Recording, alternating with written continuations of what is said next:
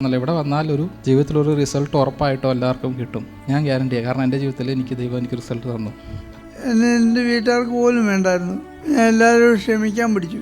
ഇവിടെ വന്നതിന് ശേഷമാണ് എൻ്റെ മകനെ മദ്യപാനാസക്തിയിൽ നിന്ന് വിടുവിച്ചത്.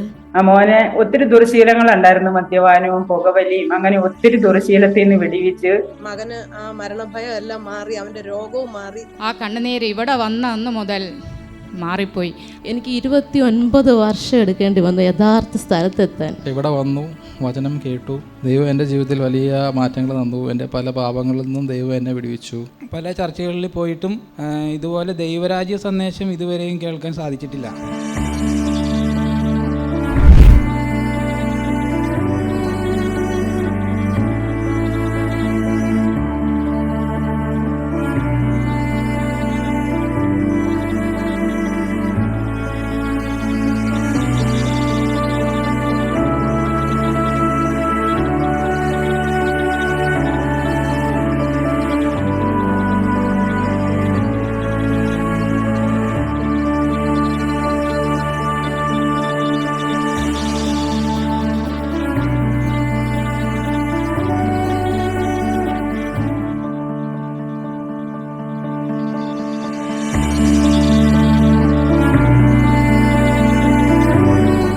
എനിക്ക് സത്യത്തിൽ ഒരുപാട് സന്തോഷം തോന്നി. കാരണം എനിക്ക് ഒരുപാട് സങ്കടങ്ങൾ അടക്കി വെച്ചുകൊണ്ടിരുന്ന ഒരു ജീവിതമായിരുന്നു. അപ്പം എനിക്ക് പറയാൻ ആരോടും അങ്ങനെ തുറന്ന് പറഞ്ഞാൽ പോലും അത്രത്തോളം പൂർണ്ണമായിട്ട് ഞാൻ സമർപ്പിച്ച് പറഞ്ഞിട്ടില്ല. ഇന്ന് അവിടെ നിന്നപ്പം എനിക്ക് എൻ്റെ സങ്കടങ്ങൾ അത്ര ഇറക്കി വെക്കാൻ പറ്റുന്ന ഒരാളുടെ മുമ്പിൽ നിന്ന പോലെ തോന്നി. എൻ്റെ മകൻ വളരെ മദ്യപിച്ചാണ് ഇവിടെ ഓട്ടോയിൽ കൊണ്ടുവന്നത്.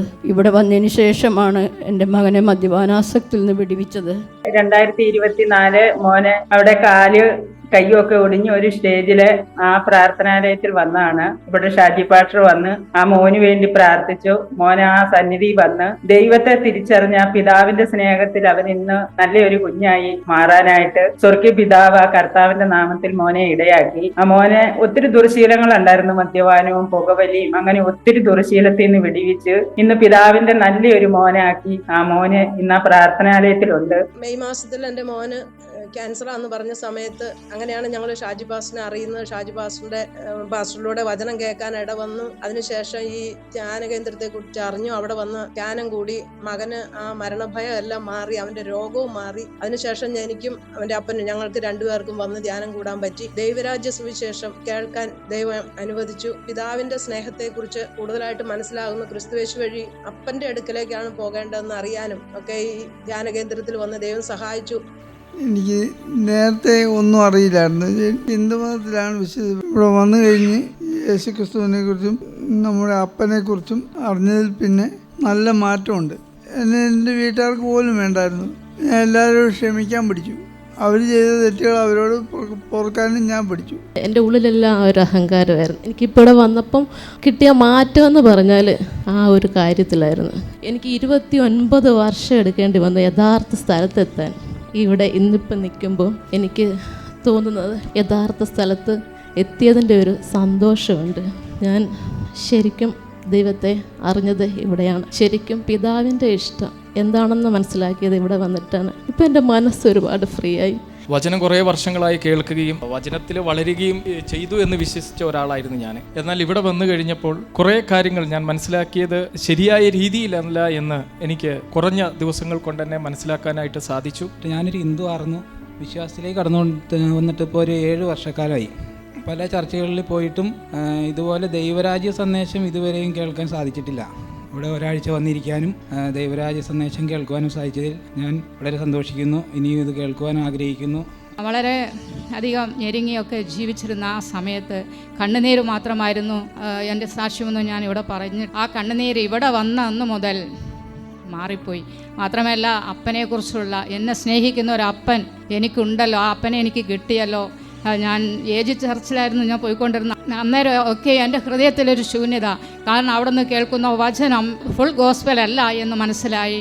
എന്തൊക്കെയോ കുറവുകളുണ്ട്. ഇവിടെ വന്നപ്പോൾ മുതൽ എൻ്റെ കണ്ണുനീര് മാറി, ഓട്ടോമാറ്റിക്കായി ഞാൻ മാറി, എൻ്റെ സ്വഭാവം മാറി. ഇവിടെ വന്നപ്പോൾ ഞാൻ ഒന്നുമില്ല, സീറോയാണ്, എനിക്കൊന്നും അറിഞ്ഞുകൂടാ. ഞാനിവിടെ 2 കൊല്ലം ഇവിടെ വരാൻ തുടങ്ങിയിട്ട് ഞാൻ പല പെന്തക്കോസ്ത് സഭകളിലും പലയിടത്തും പോയി നടന്നതാണ്, എൻ്റെ സാഹചര്യങ്ങളും എൻ്റെ ഭാവഭാരമൊക്കെ ആയിട്ട്. പക്ഷേ ഇവിടെ വന്നു, വചനം കേട്ടു, ദൈവം എൻ്റെ ജീവിതത്തിൽ വലിയ മാറ്റങ്ങൾ തന്നു. എൻ്റെ പല പാപങ്ങളിൽ നിന്നും ദൈവം എന്നെ വിടുവിച്ചു. ആ സമാധാനത്തിലേക്ക് എന്നെ നടത്തി.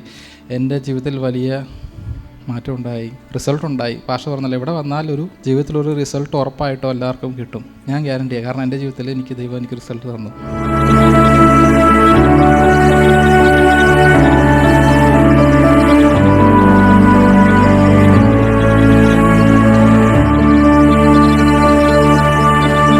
അടുത്ത ധ്യാനം ഫെബ്രുവരി 3 മുതൽ 8 വരെ.